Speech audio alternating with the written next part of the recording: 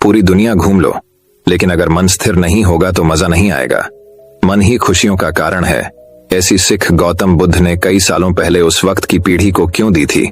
इसके पीछे का रहस्य क्या है? आज इसी रहस्य के बारे में हम गौतम बुद्ध की कहानियों के माध्यम से जानेंगे। तो बिना देर किए चलिए उन कहानियों की शुरुआत करते हैं। पहली कहानी बहुत समय पहले की बात है। एक शहर में एक आलीशान और शानदार घर था। वह शहर का सबसे खूबसूरत घर माना जाता था। लोग उसे देखते तो तारीफ किए बिना नहीं रह पाते। एक बार घर का मालिक किसी काम से कुछ दिनों के लिए शहर से बाहर चला गया। कुछ दिनों बाद जब वह वापस लौटा तो देखा कि उसके मकान से धुआं उठ रहा है। करीब जाने पर उसे घर से आग की लपटें उठती हुई दिखाई पड़ी। उसका खूबसूरत घर जल रहा था। वहां तमाशाबीनों की भीड़ जमा थी जो उस घर के जलने का तमाशा देख रही थी। अपने खूबसूरत घर को अपनी ही आंखों के सामने जलता हुए देख वह व्यक्ति चिंता में पड़ गया। उसे समझ नहीं आ रहा था कि अब क्या करे, कैसे अपने घर को जलने से बचाए। वह लोगों से मदद की गुहार लगाने लगा कि वे किसी भी तरह उसके घर को जलने से बचा लें। उसी समय उसका बड़ा बेटा वहां आया और बोला, पिताजी घबराइए मत, सब ठीक हो जाएगा।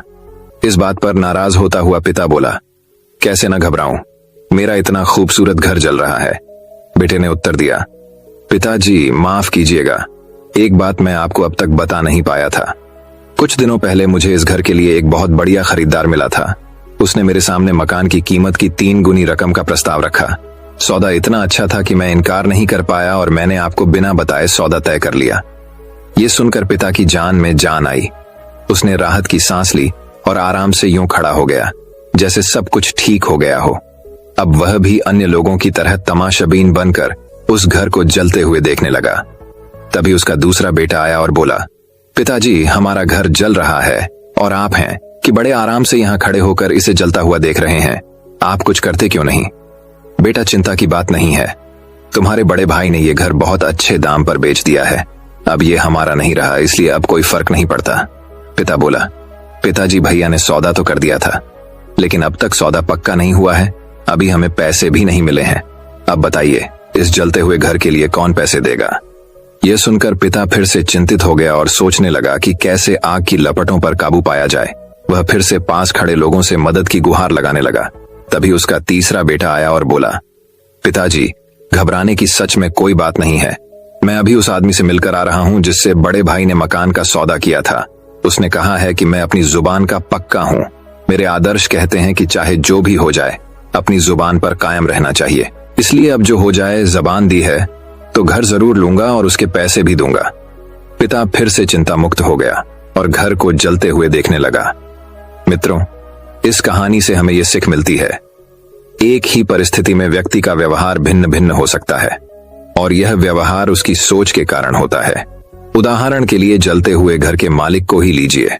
घर तो वही था जो जल रहा था, लेकिन उसके मालिक की सोच में कई बार परिवर्तन आया और उस सोच के साथ उसका व्यवहार भी बदलता गया। असल में जब हम किसी चीज से जुड़ जाते हैं तो उसके छिन जाने पर या दूर जाने पर हमें दुहक होता है, लेकिन यदि हम किसी चीज को खुद से अलग कर देखते हैं तो एक अलग सी आजादी महसूस करते हैं और दुख हमें छूता तक नहीं है। इसलिए दुखी होना और ना होना पूर्णतः हमारी सोच और मानसिकता पर निर्भर करता है। सोच पर नियंत्रण रखकर या उसे सही दिशा देकर हम बहुत से दुखों और परेशानियों से न सिर्फ बच सकते हैं बल्कि जीवन में नई ऊंचाइयां भी प्राप्त कर सकते हैं। तो चलिए अब हमारे दूसरे कहानी की शुरुआत करते हैं। दोस्तों, दूसरी कहानी कुछ इस प्रकार है। बहुत समय पहले एक बड़े से राज्य में राजा ब्रह्मदत्त राज्य करता था। उसके पुत्र का नाम दुष्ट कुमार था। दुष्ट कुमार स्वभाव से बहुत कठोर और सर्प के समान भयंकर था। बिना गाली गलौज और बिना मारे पीटे वह किसी से बात तक नहीं करता था। अपने दुष्ट स्वभाव के कारण वह लोगों को बहुत अप्रिय था। आंख की किरकिरी के समान वह सबको खटकता। एक दिन की बात है, दुष्ट कुमार अपने नौकरों चाकरों के साथ नदी के किनारे खेलने गया। इतने में बड़े जोर से बादल घिर आए और सब जगह अंधेरा छा गया। दुष्ट कुमार ने नौकरों से कहा, सेवको चलो मुझे नदी के बीच ले चलकर नहलाओ। नौकरों ने सोचा, क्यों ना हम इस पापी को यहीं समाप्त कर दें, राजा हमारा क्या बिगाड़ लेगा। इस प्रकार आपस में सलाह कर उन्होंने उस मनहूस को नदी के बीच धार में डुबो दिया। घर लौटने पर जब राजकुमार के बारे में पूछा गया तो नौकरों ने कह दिया कि हमें मालूम नहीं वह कहां है। यह समाचार राजा के पास पहुंचा। उसने मंत्रियों से पूछा। मंत्रियों ने कहा, महाराज, हमने समझा कुमार नदी में नहाकर घर आ गए होंगे। राजा ने कुमार की खोज में चारों ओर आदमी दौड़ाए, किंतु उसका कहीं पता नहीं चला। उस दिन बहुत जोर की वर्षा हुई। दुष्ट कुमार के हाथ में नदी में बहता हुआ एक लक्कड़ पड़ गया। उस पर बैठा रोता चिल्लाता वह नदी में बहने लगा। उसी राज्य का एक धन्ना सेठ उस नदी किनारे हजारों सोने के सिक्के गाड़कर मरा था और धन के लोभ से अब सर्प बनकर वहां पैदा हुआ था। वर्षा के कारण सर्प के बिल में पानी भर गया और वह भी नदी की धार में बहने लगा। नदी में बहते हुए उसने इस लड़क को देखा और उसे पकड़कर वह उसके एक कोने में बैठ गया। इसी नदी के किनारे एक चूहा रहता था। यह चूहा भी पूर्व जन्म में वाराणसी का बड़ा सेठ था। उसने नदी के किनारे कई घड़े धन गाड़ कर रखा था और उसके लोभ से अब चूहा बनकर पैदा हुआ था। वर्षा के कारण चूहे के बिल में पानी भर गया और वह भी नदी में बहने लगा। यह चूहा भी उस बहते हुए लक्कड़ के किनारे जा बैठा। उस समय एक भिक्षु नदी के मोड़ पर अपनी पर्णशाला बनाकर रह रहा था। आधी रात को वह इधर उधर टहल रहा था। इतने में एकाएक किसी के रोने का शब्द सुनाई दिया। बाहर आकर देखा तो एक आदमी लक्कड़ पर बैठा नदी में बहा जा रहा है। भिक्षु ने सोचा, मेरे रहते हुए इसे अपने प्राणों से हाथ धोना पड़े, ये ठीक नहीं, अतएव नदी से निकालकर इसकी रक्षा करनी चाहिए। भिक्षु ने वहीं से चिल्लाकर कहा, डरो मत, डरो मत। और वह तेजी से पानी की धार को चीरता हुआ लक्कड़ के पास जा पहुंचा। लक्कड़ के सिरे को उसने जोर से पकड़ा और खींचकर नदी के किनारे ले आया। भिक्षु ने देखा कि लक्कड़ के ऊपर राजकुमार के अतिरिक्त एक सर्प, एक चूहा और एक तोता भी बैठे हुए हैं। उन्हें उठाकर वह अपनी कुटिया में ले आया। उसने आग जलाई और उनकी परिचर्या में लग गया। भोजन खिलाते समय भी भिक्षु ने सर्प आदि का ही अधिक ध्यान रखा। भिक्षु का यह आचरण राजकुमार को बहुत बुरा लगा। उसने सोचा, देखो इस पाखंडी को, मुझ जैसे राजकुमार का ध्यान न कर, यह पहले इनकी सेवा करता है। कुछ समय बाद चारों स्वस्थ हो गए तो उन्होंने अपने घर जाने की इच्छा प्रकट की। सबसे पहले सर्प ने उठकर भिक्षु को नमस्कार कर कहा, भंते, आपने मेरे ऊपर महान उपकार किया है। मैं आपका बहुत कृतज्ञ हूँ। आप मुझे दरिद्र न समझें। नदी के किनारे मेरा बड़ा खजाना गड़ा हुआ है। आपको यदि कभी धन की आवश्यकता हो तो आप उस स्थान पर जाकर दीर्घ कहकर पुकारें। मैं आपकी सेवा में उपस्थित हो जाऊंगा। इसके बाद चूहे ने उठकर कहा, भंते, आप नदी के किनारे उंदुर कहकर आवाज लगाई। मैं शीघ्र ही आपकी सेवा में उपस्थित होऊंगा। तत्पश्चात राजकुमार की बारी आई। राजकुमार ने मन ही मन सोचा, यह तपस्वी बड़ा पाखंडी है। जब यह मेरे घर आएगा तो मैं इसे जीवित न छोड़ूंगा। उसने कहा, भंते, मेरे राजा होने के बाद आप मेरे यहाँ अवश्य पधारें। मैं आपका बहुत सत्कार करूंगा। कुछ समय बाद भिक्षु ने सोचा, चलूं, इन सब की परीक्षा करूं और देखूं कौन कौन क्या करता है। सबसे पहले भिक्षु सांप के बिल के पास पहुंचा। आवाज सुनते ही सांप तुरंत बिल से निकलकर आया और कहने लगा, महाराज, मेरा सब धन स्वीकार कर कृतार्थ करें। भिक्षु यह कहकर चल पड़ा कि फिर कभी आऊंगा। चूहे ने भिक्षु के प्रति अपनी कृतज्ञता प्रकट की। भिक्षु ने उन्हें भी वही उत्तर दिया। कुछ समय बाद भिक्षा मांगते हुए उसने उस राज्य में प्रवेश किया जहां दुष्ट कुमार था। उस समय राजा अपने हाथी पर बैठकर बहुत से नौकर चाकरों के साथ नगर की प्रदक्षिणा कर रहा था। भिक्षु को दूर से आते हुए देखकर उसने सोचा, यह वही पाखंडी है जो मेरे घर मुफ्त में रहने और खाने के लिए आ रहा है। अतएव इसके कुछ मांगने के पहले ही इसका सिर कटवा देना चाहिए। राजा ने कर्मचारियों को संकेत करते हुए कहा, देखो, यह पाखंडी मुझसे कुछ मांगने आ रहा है। इस मनहूस को मेरे पास न आने दो। इसे पकड़कर इसके हाथ बांध लो और चौराहों पर पीटते हुए नगर के बाहर निकाल दो। इसके बाद सिर काटकर धड़ को सूली पर लटका दो। राजा की आज्ञा पाते ही कर्मचारियों ने भिक्षु को पकड़ लिया और मारने के लिए ले चले। भिक्षु सोचता हुआ जा रहा था, कुछ लोग ऐसे होते हैं जिनकी पानी से रक्षा करने की अपेक्षा लकड़ी के लट्ठे की रक्षा करना ही अच्छा है। इस कहानी से हमें यह शिक्षा मिलती है। महंत भिक्षु ने दुष्ट कुमार की जान बचाई और समय आने पर उस दुष्ट राजकुमार ने अपनी जान बचाने वाली की जान लेने की कोशिश की। दुष्ट प्रवृत्ति का व्यक्ति सर्प से अधिक खतरनाक होता है। जब कभी आपको चुनाव करना हो तो ध्यान रखें, एक दुष्ट व्यक्ति की सहायता करने से अच्छा है किसी सर्प की सहायता की जाए। कम से कम वह एहसानमंद तो होगा। तो दोस्तों चलिए अब तीसरी कहानी की शुरुआत करते हैं। तीसरी कहानी, भाग्य का लिखा कभी नहीं मिटता। किसी गांव में एक बहुत ही ज्ञानी पंडित रहता था। एक दिन वह अपने बचपन के दोस्त से मिलने के लिए दूसरे गांव में जा रहा था। उसका वह दोस्त बचपन से ही गूंगा और एक पैर से अपाहिज था। उस पंडित के गांव से उसके दोस्त का घर काफी दूर था। वहां जाने के लिए बीच बीच में कई सारे छोटे छोटे गांव पड़ते थे। पंडित रास्ते में अपनी धुन में चला जा रहा था। चलते चलते उसकी मुलाकात एक व्यक्ति से होती है। वह भी पंडित के साथ चलने लगता है। उस आदमी को देखकर पंडित बहुत खुश हो जाता है। उसने सोचा चलो अच्छा हुआ, साथ साथ चलने से उसका सफर आसानी से कट जाएगा। बात की शुरुआत करने के लिए उस पंडित ने उस व्यक्ति से उसका नाम पूछा तो उसने अपना नाम धर्मराज बताया। पंडित को यह नाम कुछ अजीब सा लगा, लेकिन उसने नाम के विषय में कुछ और पूछना उचित नहीं समझा। दोनों धीरे धीरे साथ में चल रहे थे। तभी रास्ते में एक गांव आता है। गांव का प्रवेश द्वार आते ही धर्मराज ने पंडित से कहा, तुम आगे चलो, मुझे इस गांव में एक काम है, मैं तुमसे आगे मिलता हूं। पंडित ने कहा ठीक है। वह आगे रिश्ते में चल देता है। कुछ देर बाद उस गांव में खबर फैली कि एक व्यक्ति को सांड ने अपनी सींग में फंसाकर मार दिया है। जैसे ही सांड ने उस व्यक्ति को मारा, ठीक कुछ ही देर में धर्मराज पंडित के पास आ गया। फिर दोनों चलना शुरू कर देते हैं और चलते चलते एक दूसरे गांव के द्वार पर पहुंच जाते हैं। उस गांव के बाहर एक बड़ा और विशाल मंदिर बना हुआ था। वहां पर आराम करने की सुविधा काफी बढ़िया लग रही थी। पंडित के दोस्त का घर अभी वहां से बहुत दूर था और रात भी होने वाली थी। तो पंडित ने धर्मराज से कहा, रात होने वाली है, पूरे दिन चलते चलते थक भी चुके हैं और भूख भी लग रही है, तो यहाँ पर भोजन करके यहीं पर हम विश्राम कर लेते हैं, फिर सुबह के समय आराम से आगे की यात्रा जारी करेंगे। धर्मराज ने कहा ठीक है, मुझे इस गांव में किसी को कुछ जरूरी सामान देने जाना है, तुम भोजन करके आराम करो, मैं बाद में आकर भोजन कर लूंगा। इतना कहकर वह वहां से चला जाता है। लेकिन उसके जाते ही कुछ ही देर बाद धुआं उठता हुआ दिखाई देता है और देखते ही देखते पूरे गांव में आग लग जाती है। पंडित ने हैरानी से सोचा कि यह धर्मराज जहां भी जाता है वहां कोई ना कोई अनहोनी जरूर हो जाती है, कुछ तो गड़बड़ है इस व्यक्ति में। लेकिन पंडित ने रात्रि में धर्मराज से कुछ भी पूछना उचित नहीं समझा। सुबह होते ही दोनों फिर से अपनी यात्रा शुरू कर देते हैं। कुछ देर चलने के बाद रास्ते में फिर से एक गांव आता है। धर्मराज ने फिर पंडित से कहा, आप आगे चलिए, मुझे इस गांव में अपने मित्र से मिलने जाना है, मैं अपने दोस्त से मिलने के बाद आगे रास्ते में मिलूंगा। यह कहकर धर्मराज वहां से चला गया। लेकिन पंडित इस बार आगे नहीं गया। वहीं खड़ा होकर धर्मराज को देखता रहा कि वह कहां जा रहा है और क्या करता है। तभी थोड़ी देर बाद लोगों की आवाज सुनाई देने लगी कि एक व्यक्ति को सांप ने काट लिया है और उसकी मृत्यु हो गई है। ठीक उसी समय धर्मराज फिर पंडित के पास पहुंच गया। लेकिन इस बार पंडित से रहा नहीं गया और उसने धर्मराज से पूछ ही लिया कि तुम जिस भी गांव में जाते हो वहां कोई ना कोई अनहोनी जरूर हो जाती है, क्या तुम मुझे बता सकते हो, ये ऐसा क्यों हो रहा है?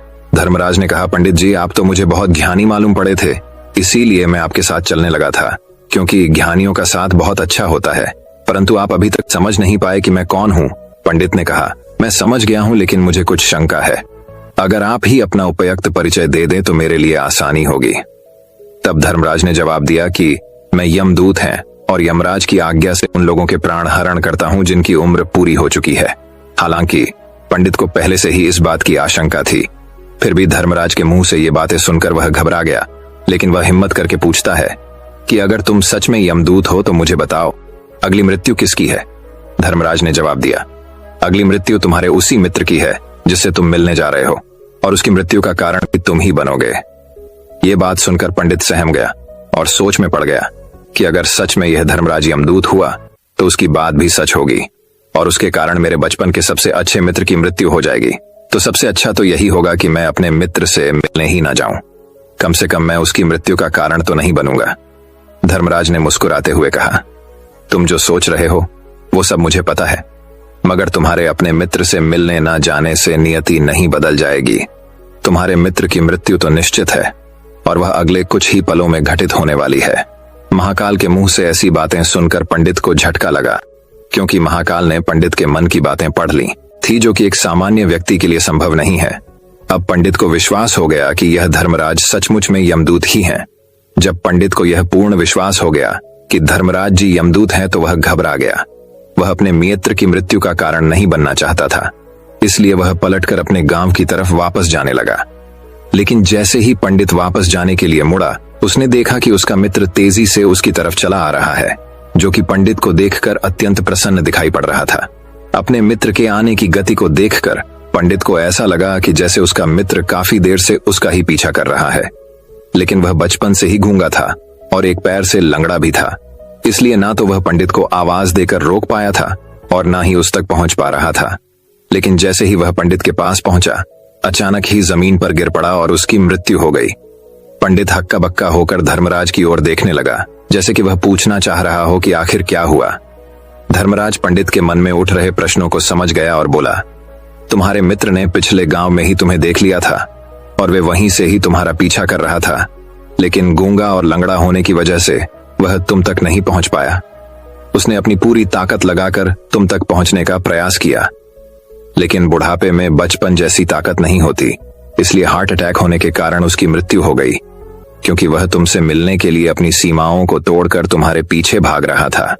इसलिए अपने मित्र की मृत्यु का कारण भी तुम ही कहलाओगे। अब पंडित को पूर्णतः विश्वास हो गया था कि धर्मराज एक यमदूत है और उसका कार्य जीवों के प्राण हरना है। लेकिन पंडित एक ज्ञानी व्यक्ति था। वह यह भी जानता था कि मृत्यु पर किसी का वश नहीं है, सबको एक ना एक दिन मरना ही है। यही सोचकर उसने अपने आप को संभाल लिया। लेकिन अचानक ही पंडित के मन में अपनी मृत्यु के बारे में जानने की इच्छा हुई। इसलिए उसने धर्मराज से पूछा कि जब मृत्यु मेरे दोस्त की होनी थी तो तुम शुरू से ही मेरे साथ क्यों चल रहे थे। यह प्रश्न सुनकर धर्मराज जोर से हंसा और बोला, मैं तो हर पल हर क्षण सभी के साथ चलता हूं, किंतु लोग पहचान नहीं पाते, क्योंकि लोगों के पास अपनी समस्याओं के अलावा किसी और व्यक्ति, वस्तु या घटना के बारे में सोचने का वक्त नहीं है, समझने या उसे देखने का समय ही नहीं होता। पंडित ने कहा, तो क्या तुम ये बता सकते हो कि मेरी मृत्यु कब, कहां और कैसे होगी। महाकाल ने कहा, हालांकि किसी भी सामान्य जीव के लिए अपनी मृत्यु के बारे में जानना ठीक नहीं है, क्योंकि कोई भी जीव हो वो अपनी मृत्यु के बारे में जानकर बहुत दुखी हो जाता है। हालांकि तुम जानी व्यक्ति मालूम पड़ते हो और तुमने जिस तरीके से अपने मित्र की मृत्यु को सहन कर लिया है, उसे देखकर लगता है कि तुम अपनी मृत्यु के बारे में जानकर भी दुखी नहीं होंगे। तो तुम्हारी मृत्यु आज से ठीक 6 महीने बाद आज ही के दिन किसी दूसरे राज्य में फांसी लगने से होगी। और सबसे हैरानी की बात तो यह होगी कि तुम स्वयं ही खुशी से उस फांसी को स्वीकार कर लोगे। इतना कहकर धर्मराज वहां से चला गया, क्योंकि अब धर्मराज के पास पंडित के साथ चलते रहने का कोई कारण न था। इसके बाद पंडित ने अपने मित्र के शरीर का अंतिम संस्कार किया और यथाशक्ति उसके क्रियाकर्म करके अपने गांव वापस आ गया। लेकिन कोई व्यक्ति कितना भी ज्ञानी क्यों ना हो, अपनी मृत्यु के बारे में जानकर दुखी तो होता ही है और मृत्यु से बचने का कोई ना कोई उपाय भी खोजता है। तो पंडित ने भी वही किया। क्योंकि पंडित विद्वान था, इसलिए उसकी पहचान उस राज्य के राजा तक थी। पंडित ने सोचा कि राजा के पास तो कई सारे ज्ञानी मंत्री हैं, वो मेरी मृत्यु से संबंधित समस्या का कोई न कोई समाधान निकाल ही लेंगे। पंडित यही सब सोचता हुआ राज दरबार में पहुंच जाता है और राजा सारी घटना के बारे में बताता है। राजा ने अपने मंत्रियों को सारी समस्या बताई और उनसे सलाह मांगी। अंत में सभी ने विचार विमर्श करके कहा, अगर पंडित की बात सही है तो उसकी मृत्यु भी 6 महीने बाद ही होगी। लेकिन मृत्यु तो तब होगी जब वह किसी दूसरे राज्य में जाएगा। यदि वह किसी दूसरे राज्य में जाए ही ना तो मृत्यु ही नहीं होगी। मंत्रियों की यह सलाह राजा को भी सही लगी। इसके बाद पंडित के रहने की सारी व्यवस्था महल में ही कर दी गई और राजा के आदेश के बिना उस पंडित से किसी को भी नहीं मिलने दिया जाता था। लेकिन पंडित कहीं भी आ जा सकता था, ताकि पंडित को ये ना लगे कि वो राजा की कैद में है। परंतु पंडित डर के मारे स्वयं ही कहीं आता जाता नहीं था। धीरे धीरे महीने गुजरे गए और पंडित की मृत्यु का समय नजदीक आने लगा और अंततः वह भी दिन आ गया जिस दिन पंडित की मृत्यु होनी थी। तो जिस दिन पंडित की मृत्यु होनी थी उसकी एक रात पहले पंडित डर के मारे जल्दी ही सो गया, ताकि जल्दी से वह रात बीत जाए और अगला दिन आ जाए, ताकि मृत्यु टल सके। लेकिन पंडित को नींद में चलने की बीमारी थी और अपनी इस बीमारी के बारे में वह स्वयं ही नहीं जानता था। तो फिर राजा, मंत्री या किसी वैद्य को इसके बारे में बताने का कोई प्रश्न ही नहीं उठता। पंडित अपनी मृत्यु को लेकर बहुत चिंतित था। वह पिछले कई दिनों से ठीक से सो भी नहीं पा रहा था और नींद में चलने की बीमारी भी तभी होती है जब व्यक्ति ठीक से सो नहीं पा रहा हो। तो उस रात भी पंडित को नींद में चलने का दौरा पड़ा। वह उठा और महल से निकलकर अस्तबल में गया। क्योंकि पंडित राजा का खास मेहमान था, इसलिए किसी भी पहरेदार ने उसे नहीं रोका और ना ही किसी तरह की कोई पूछताछ की। अस्तबल में पहुंचकर वह सबसे तेज चलने वाले घोड़े की पीठ पर सवार होकर नींद में ही अपने राज्य की सीमा से बाहर दूसरे पड़ोसी राज्य में चला गया। इतना ही नहीं, वह दूसरे राज्य के राजा के महल में पहुंचा। उस महल के पहरेदारों ने भी उसे नहीं रोका और न ही कोई पूछताछ की। सभी लोग रात्रि का अंतिम प्रहार होने के कारण गहरी नींद में थे। वह पंडित सीधे राजा के सैन्य कक्ष में पहुंचा, जहां राजा और रानी सो रहे थे। वह पंडित वहीं जाकर सो गया। सुबह हुई तो राजा ने पंडित को रानी के बगल में सोया हुआ देखा तो है बहुत क्रोधित हो गया। राजा ने पंडित को कैद करने का आदेश दे दिया। पंडित गिरफ्तार हो गया, लेकिन पंडित तो भौंचक्का था। उसे तो कुछ समझ नहीं आ रहा था कि आखिर वह दूसरे राज्य में और राजा के सैन्य में कैसे पहुंचा। लेकिन वहां उसकी ये सब सुनने वाला कोई नहीं था। राजा ने पंडित को दरबार में पेश करने का आदेश दिया। कुछ देर बाद उस पंडित को दरबार में लाया गया। पंडित को देखते ही राजा इतना आग बबूला हो गया कि उसे फांसी पर चढ़ा देने का हुक्म सुना दिया। फांसी की सजा सुनकर पंडित कांप गया, लेकिन फिर भी थोड़ी सी हिम्मत जुटाकर राजा से बोला, महाराज, मैं नहीं जानता कि मैं राजमहल तक कैसे पहुंचा।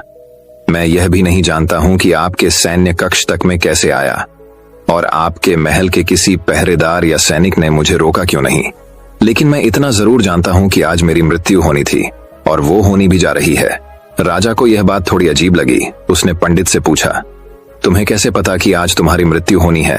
राजा के इस प्रश्न के जवाब में पंडित ने पिछले 6 महीने की सारी घटना सुना दी। राजा को सुना दिया और बोला, महाराज, मेरा क्या? किसी भी सामान्य व्यक्ति में इतना साहस नहीं कि वह राजा के सैन्य कक्ष में राजा की उपस्थिति में रानी के साथ सो जाए।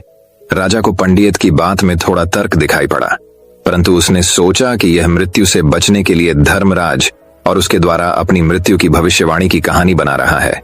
इसलिए राजा ने पंडित से कहा, यदि तुम्हारी बात सत्य है और आज ये तुम्हारी मृत्यु का दिन है, जैसा कि यमदूत धर्मराज ने तुमसे कहा था, तो आज तुम्हारी मृत्यु का कारण मैं नहीं बनूंगा।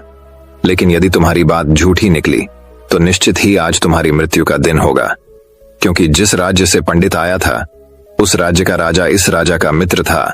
इसलिए इस राजा ने तुरंत अपने कुछ सैनिकों को पड़ोसी राजा के पास भेजकर पंडित की बात की सत्यता का प्रमाण मांगा। भेजे गए सैनिक शाम तक लौटे और उन्होंने राजा को बताया कि महाराज, पंडित जो कुछ भी कह रहा है वो सब सत्य है। पड़ोसी राज्य के राजा ने पिछले 6 महीने से पंडित के रहने की सारी व्यवस्था अपने ही महल में कर रखी थी। पंडित राजा का खास मेहमान था। कल शाम राजा आखिरी बार पंडित से उसके कक्ष में मिले थे और उसके बाद यह इस राज्य में कैसे पहुंच गया, इसकी जानकारी किसी को भी नहीं है। इसलिए उस राज्य के राजा के अनुसार पंडित को फांसी की सजा देना ठीक नहीं है। लेकिन राजा के सामने एक नई समस्या थी, क्योंकि उसने बिना पूरी बात जाने ही पंडित को फांसी की सजा सुना दी थी। इसलिए अगर पंडित को फांसी नहीं दी जाती तो राजा के वचन का अपमान हो जाएगा। लेकिन अगर राजा की बात का मान रखा जाए तो बेवजह ही एक निर्दोष व्यक्ति की मौत हो जाएगी। राजा ने अपने सभी मंत्रियों से इस बारे में सुझाव मांगा तो मंत्रियों ने राजा को सुझाव दिया कि महाराज, पंडित को एक कच्चे सूत के धागे से फांसी लगवा दी जाए। इससे आपके कथन का भी मान रह जाएगा और कच्चे सूत के धागे से पंडित को फांसी भी नहीं लगेगी और उसके प्राण भी बच जाएंगे। राजा को मंत्रियों का यह सुझाव पसंद आया और उसने ऐसा ही करने का आदेश दे दिया। पंडित के लिए कच्चे सूत के धागे से फांसी का फंदा बनाया गया और नियम के अनुसार पंडित को फांसी पर चढ़ाया जाने लगा। सभी लोग बहुत खुश थे कि ना तो पंडित मरेगा और ना ही राजा का वचन खाली जाएगा। पंडित को भी पूर्ण विश्वास था, ये सूत के धागे से तो उसकी मृत्यु हो ही नहीं सकती। इसलिए उसी पर चढ़ने के लिए तैयार हो गया, जैसा कि धर्मराज ने भविष्यवाणी की थी कि तुम खुद ही अपनी फांसी को स्वीकार करोगे। लेकिन जैसे ही पंडित को फांसी दी गई, सूत का धागा तो टूट गया, लेकिन टूटने से पहले उसने अपना काम कर दिया था। पंडित के गले की एक नस सूत के धागे के झटके से कट चुकी थी और पंडित जमीन पर पड़ा तड़प रहा था। उसी पल उसके गले से खून की फुहार निकल रही थी और देखते ही देखते पंडित का शरीर पूरी तरह से शांत हो गया। सभी लोग आश्चर्यचकित थे और पंडित को मरता हुआ देख रहे थे। किसी को विश्वास नहीं हो रहा था कि कच्चे सूत के धागे से भी किसी इंसान की मृत्यु हो सकती है। लेकिन घटना तो घट चुकी थी, नियति ने अपना काम कर दिया था और धर्मराज की भविष्यवाणी सच हो चुकी थी। श्रीमद् भगवद गीता में भगवान श्री कृष्ण ने कहा है, जो होना होता है वो होकर ही रहता है। हम चाहे कितनी ही सावधानी बरतें, कितना ही उपाय कर लें, लेकिन घटना और घटना की पूरी प्रणाली पहले से ही तय होती है, जिसे हम थोड़ा सा भी इधर उधर नहीं कर सकते हैं। दोस्तों, शायद इसीलिए ईश्वर ने हमें भविष्य जानने की क्षमता नहीं दी है, ताकि हम अपने जीवन को ज्यादा बेहतर तरीके से जी सकें। और यही बात उस पंडित पर भी लागू होती है। अगर पंडित ने महाकाल से अपनी मृत्यु के बारे में ना पूछा होता तो 6 महीने तक राजा के महल में कैद रहकर डर डर कर जीने की बजाय ज्यादा बेहतर जीवन जीता। तो दोस्तों, उम्मीद करता हूं आपको इस कहानी से एक अच्छी सीख मिली होगी। ये कहानी आपको कैसी लगी हमें कमेंट बॉक्स में कमेंट करके जरूर बताएं। तो दोस्तों, चलिए अब चौथे कहानी की शुरुआत करते हैं। चौथी कहानी। एक व्यक्ति काफी समय से परेशान था, जिसके कारण वह बहुत चिड़चिड़ा और तनाव में रहने लगा। वह इस बात से परेशान था कि उसे घर का सारा खर्च उठाना पड़ रहा था। पूरे परिवार की जिम्मेदारी उसी पर है। उसके यहाँ कोई न कोई रिश्तेदार आता जाता रहता है। इन्हीं बातों को सोच सोच कर वह बहुत परेशान रहता था। इसी मानसिक तनाव के कारण वह अक्सर बच्चों को डांटते रहते हैं। उसका अपनी पत्नी से ज्यादातर किसी न किसी बात पर झगड़ा होता रहता था। एक दिन उसका बेटा उसके पास आया और बोला, पापा, मेरे स्कूल का होमवर्क करवा दो। वह व्यक्ति पहले से ही तनाव में था, इसलिए उसने अपने बेटे को डांट कर भगा दिया। लेकिन जब थोड़ी देर बाद उसका गुस्सा शांत हुआ तो वह बेटे के पास गया। उसने देखा कि बेटा सो रहा था और उसके हाथ में उसकी होमवर्क कॉपी थी। उसने कॉपी देखी और जैसे ही उसने कॉपी नीचे रखी, उसकी नजर होमवर्क के शीर्षक पर पड़ी। होमवर्क का शीर्षक वह था जो हमें पहले पसंद नहीं था, लेकिन बाद में वह अच्छा निकला। बच्चे को एक लिखना था। इस शीर्षक पर अनुच्छेद उसने क्या लिखा? जिज्ञासावश उसने बच्चे का लिखा पढ़ना शुरू किया। बच्चे ने लिखा, मैं अपनी अंतिम परीक्षा के लिए बहुत आभारी हूं, क्योंकि पहले तो ये अच्छा नहीं लगता, लेकिन उसके बाद स्कूल की छुट्टियां हो जाती हैं। इसके लिए मैं आपका बहुत बेहद धन्यवाद करता हूं। कड़वी दवाइयां जिनका स्वाद खराब होता है, क्योंकि शुरुआत में तो ये मुझे बहुत कड़वा लगता है, लेकिन बाद में ये मेरी बीमारी को ठीक कर देता है।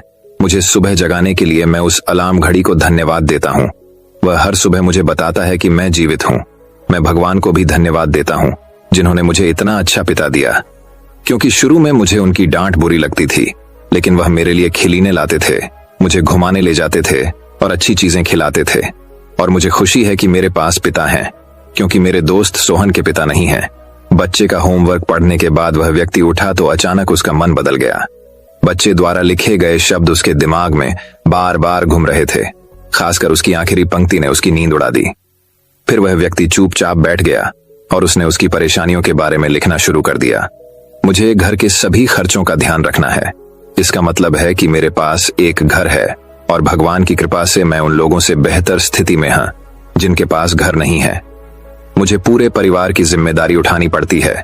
इसका मतलब है कि मेरा एक परिवार, एक पत्नी और बच्चे हैं, और भगवान की कृपा से मैं उन लोगों से अधिक भाग्यशाली हूं जिनके पास परिवार नहीं है और वह दुनिया में बिल्कुल अकेले हैं। कोई न कोई दोस्त या रिश्तेदार मेरे घर आते रहते हैं। इसका मतलब है कि मेरी एक सामाजिक प्रतिष्ठा है और मेरे पास मेरे सुख दुख बांटने के लिए लोग हैं। ये सब विचार आते ही उसने हाथ जोड़ लिए, आकाश की ओर देखा और कहा, हे भगवान, बहुत बहुत धन्यवाद। मुझे खेद है कि मैं आपकी कृपा को नहीं पहचान सका। उसके बाद उसका मन एकदम बदल गया। उसकी सारी परेशानियां और चिंताएं मानो दूर हो गई। उसे अपने अंदर एक अजीब सी शांति महसूस हुई। वह दौड़कर अपने बेटे के पास गया और सोते हुए बेटे को अपनी बाहों में ले लिया और उसका माथा चूम लिया और अपने बेटे और भगवान को धन्यवाद देने लगे। हमारे जीवन में जो भी समस्याएं हैं, जब तक हम उन्हें नकारात्मक दृष्टि से देखते रहेंगे, तब तक हम मुसीबत में रहेंगे। और जैसे ही हम उन चीजों को सकारात्मक दृष्टिकोण से देखना शुरू करते हैं, हमारा मन एकदम बदल जाएगा। हमारी सारी चिंताएं, सारी परेशानियां, सारे तनाव तुरंत खत्म हो जाएंगे और हम मुसीबत से बाहर निकलने के नए रास्ते देखना शुरू कर देंगे। किसी ने क्या सुंदर शब्द कहे हैं, जो लोग फूल देखना चाहते हैं उनके लिए हमेशा फूल होते। महाभारत के एक संवाद में मृत्यु के बाद सबसे बड़े दानवीर कर्ण की आत्मा ने भगवान कृष्ण से पूछा कि मेरी मां ने मुझे जन्म के समय छोड़ दिया था, क्या यह मेरा पाप था कि मैंने एक नाजायज संतान के रूप में जन्म लिया? द्रोणाचार्य ने मुझे शिक्षा देने से इनकार कर दिया क्योंकि वह मुझे क्षत्रिय नहीं मानते थे, क्या यह मेरी गलती थी? परशुराम ने मुझे शिक्षा दी और सभी ने मुझे श्राप दिया कि मैं अपनी शिक्षा भूल जाऊंगा क्योंकि वह मुझे क्षत्रिय मानते थे। गलती से एक गाय मेरे तीर के रास्ते में आ गई और मर गई और मुझे गांव के लोगों का श्राप मिला। मुझे द्रौपदी के स्वयंवर में अपमानित होना पड़ा क्योंकि मेरे साथ किसी भी राज परिवार के सदस्य की तरह व्यवहार नहीं किया जाता था। यहाँ तक कि मेरी मां कुंती ने भी स्वयं इस तथ्य को स्वीकार किया था कि मैं उनके अन्य पुत्रों की रक्षा के लिए एक पुत्र हूं। मुझे जो कुछ भी मिला वह दुर्योधन की कृपा से मिला। तो क्या यह गलत है कि मैं दुर्योधन के प्रति अपनी वफादारी का ऋणी हूं? श्री कृष्ण मंद मुस्कान के साथ बोले, कर्ण, मैं पैदा होने से पहले जेल में पैदा हुआ था। मेरी मौत कंस मामा के रूप में मेरा इंतजार कर रही थी। जिस रात मैं पैदा हुआ उसी रात मैं अपने माता पिता से अलग हो गया था। तुम्हारा बचपन घोड़ों की हिनहिनाहट और धनुष बाणों वाले रथों की छाया में व्यतीत हुआ। मैंने बचपन में गायें चुराई और गोबर उठाया। जब मैं चल भी नहीं पाता था, मुझ पर कहीं कहीं जानलेवा हमले होते थे। न सेना, न शिक्षा, न गुरुकुल और न महल। मेरे मामा मुझे सबसे बड़ा शत्रु मानते थे। जब आप सबकी प्रशंसा होती थी आपकी बहादुरी के लिए आपके शिक्षक और समाज से, उस समय मेरी शिक्षा भी नहीं हुई थी। बहुत समय बाद मुझे आर्षि सांदीपनि के आश्रम में जाने का अवसर मिला। कम से कम आपको अपनी पसंद की लड़की से शादी करने का मौका तो मिला। वो राधा भी न मिली जो मेरे प्राणों में बसती थी। मुझे इसे छोड़ना पड़ा। मुझे उन राजनीतिक कारणों से या उन महिलाओं के साथ कई शादियां करनी पड़ी जिन्हें मैंने राक्षसों से मुक्त कराया था। जरासंध के आतंक के कारण मुझे अपने परिवार को यमुना से एक सुदूर प्रांत में ले जाना पड़ा और उन्हें समुद्र के किनारे बसाना पड़ा। दुनिया ने मुझे कायर, धोखेबाज कहा। दुर्योधन जीत जाता तो जीत का श्रेय तुम्हें भी मिलता, लेकिन धर्मराज के युद्ध को जीतने का श्रेय अर्जुन को मिला। कौरवों ने अपनी हार के लिए मुझे जिम्मेदार माना।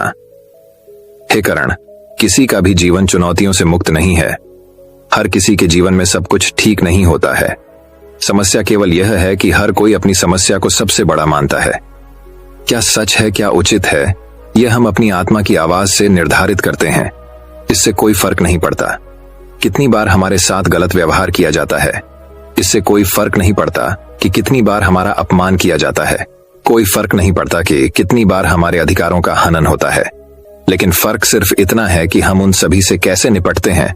जो लोग विपरीत परिस्थितियों में भी सकारात्मक सोचते हैं, उनके जीवन में कई परेशानियां कम हो जाती हैं। ऐसे में हमारे नकारात्मक विचार हमारे काम को बिगाड़ सकते हैं। इसके लिए हमें हमेशा सकारात्मक सोचना चाहिए। इस संबंध में लोक कथा। एक लोक कथा के अनुसार एक गांव में दो आर्षि एक छोटी सी कुटिया में एक साथ रहते थे। दोनों सुबह सुबह अलग अलग गांवों में जाकर भिक्षा मांगते हैं और फिर झोपड़ी में लौट आते हैं और फिर दिन भर हनुमान का नाम जपते रहते हैं। भीख मांगकर उनका जीवन चल रहा था। एक दिन वे दोनों अलग अलग गांवों में भीख मांगने निकले। शाम को दोनों वापस आए तो उन्हें पता चला कि गांव में तूफान आया है। पहले संत अपनी कुटिया पर पहुंचे तो उन्होंने देखा कि औंधी के कारण कुटिया आधी टूट गई है। उसकी त्योरी चढ़ गई और भगवान को कोसने लगे। संत ने सोचा कि मैं रोज मंदिर में भगवान का नाम जपता हूँ। दूसरे गांव में चोरों और लुटेरों के घर सुरक्षित हैं और हमारी झोपड़ी तोड़ दी। हम दिन भर पूजा करते हैं, लेकिन भगवान को हमारी कोई परवाह नहीं है। ये भगवान कितना अदयालु है। वे हम जैसे भक्तों को दुख और दष्टों को सुख देते हैं। कुछ देर बाद एक अन्य संत भी वहां पहुंचे। उन्होंने टूटी झोपड़ी भी देखी। ये देखकर वह बहुत खुश हुआ और अपना सिर जमीन पर रखकर भगवान को धन्यवाद देने लगा। संत बोले, हे भगवान, आज मुझे विश्वास हो गया कि आप सचमुच हमसे प्रेम करते हैं। हमारी भक्ति और आराधना व्यर्थ नहीं गई। आपने इतने भीषण तूफान में भी हमारी आधी झोपड़ी बचा ली। हम आपकी झोपड़ी में आराम कर सकते हैं। आज से मेरा विश्वास और अधिक बढ़ गया है। इस कहानी से यही शिक्षा मिलती है कि हमें हर स्थिति को सकारात्मक दृष्टिकोण से देखना चाहिए। नकारात्मक विचार मानसिक तनाव बढ़ाते हैं और हम अच्छी चीजें भी नहीं देख पाते। और सकारात्मक सोच की शक्ति दिखाने के लिए एक और कहानी सुनिए। एक शहर में एक अमीर व्यापारी रहता था। एक दिन वह व्यापारिक यात्रा पर गया। रास्ते में घना जंगल था जिसे पार करके उसे अपनी मंजिल तक पहुंचना था, लेकिन वह चलने में बहुत थक गया था। इसीलिए वह आराम करने के लिए एक पेड़ के नीचे बैठ गया। आराम करते समय उसे प्यास लगी, लेकिन वह पानी नहीं लाया। वह सोचने लगा कि मेरे पास कुछ पानी है ताकि मैं अपनी प्यास बुझा सकूं। जैसे ही उसने ऐसा सोचा तभी एक चमत्कार हुआ और पानी से भरा एक घड़ा उसके सामने प्रकट हो गया। उसके बाद उसने पानी से अपनी प्यास बुझाई। कुछ देर बाद उसे भूख लग गई, लेकिन उसके पास खाना नहीं था। उसने खुद से कहा कि कितना अच्छा होगा अगर मुझे एक प्लेट में स्वादिष्ट भोजन मिल जाए तो मेरी भूख खत्म हो जाएगी। बात करते समय उसके साथ फिर से चमत्कार हुआ और विभिन्न व्यंजनों से भरी थाली सामने आ जाएगी। उसने पेट भर खाना खाया और फिर सो गया। उसने अपने मन से कहा कि मैं इस पथरीली जमीन पर कैसे सोऊंगा। काश कोई नरम बिस्तर होता। पलक झपकते ही एक आरामदायक बिस्तर उसके सामने आ गया। वह उस बिस्तर पर लेट गया। उसे ऐसा महसूस हो रहा था जैसे वह स्वर्ग में है, जहां उसकी सभी इच्छाएं एक के बाद एक पूरी हो रही हैं। वह इस बात से अनजान था कि जिस पेड़ के नीचे वह लेटा है वह कोई साधारण पेड़ नहीं, बल्कि एक कल्पित वृक्ष है जो सभी इच्छाओं को पूरा करने की शक्ति रखता है। बिस्तर पर लेटे लेटे अचानक उसके मन में एक विचार आया। यह जंगल कई तरह के जंगली जानवरों से भरा होगा जो किसी भी वक्त वहां हो सकते हैं। ऐसे में वह अपनी रक्षा भी नहीं कर पाएंगे। जैसे ही यह विचार उसके मन में आया, अचानक से एक खूंखार शेर वहां आ गया। वह शेर को अपने सामने देखकर पूरी तरह से भयभीत हो गया कि वह बच भी नहीं सका। शेर ने उस पर हमला किया और उसे मारकर खा गया। इस प्रकार एक नकारात्मक विचार ने उसकी जान ले ली।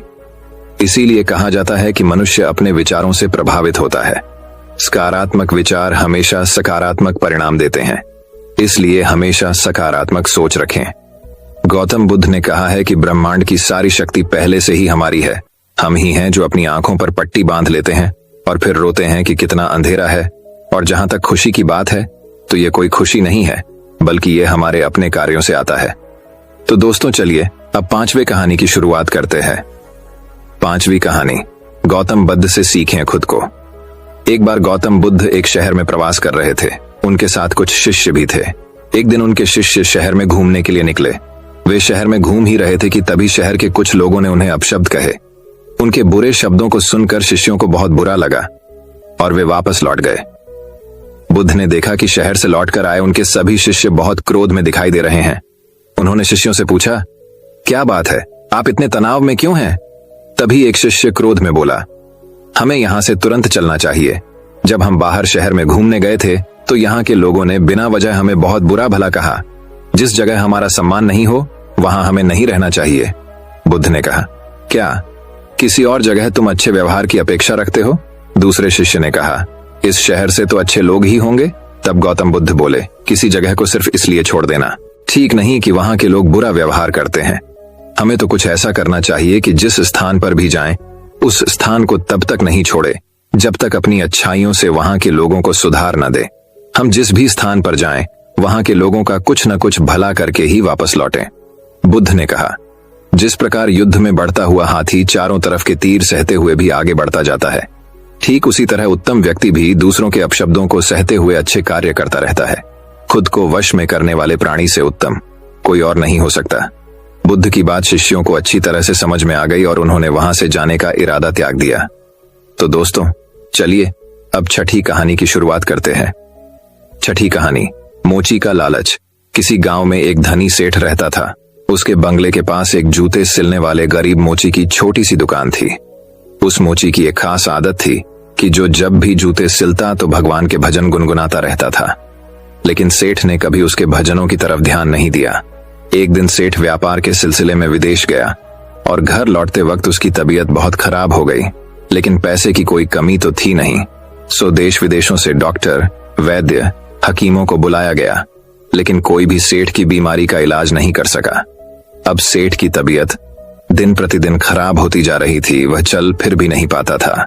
एक दिन वह घर में अपने बिस्तर पे लेटा था। अचानक उसके कान में मोची के भजन गाने की आवाज सुनाई दी। आज मोची के भजन कुछ अच्छे लग रहे थे सेठ को। कुछ ही देर में सेठ इतना मंत्रमुग्ध हो गया कि उसे ऐसा लगा जैसे वो साक्षात परमात्मा से मिलन कर रहा हो। मोची के भजन सेठ को उसकी बीमारी से दूर लेते जा रहे थे। कुछ देर के लिए सेठ भूल गया कि वह बीमार है। उसे अपार आनंद की प्राप्ति हुई। कुछ दिन तक यही सिलसिला चलता रहा। अब धीरे धीरे सेठ के स्वास्थ्य में सुधार आने लगा।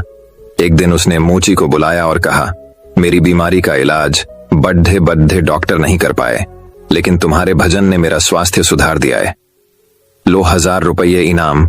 मोची खुश होते हुए पैसे लेकर चला गया था। लेकिन उस रात मोची को बिल्कुल नींद नहीं आई।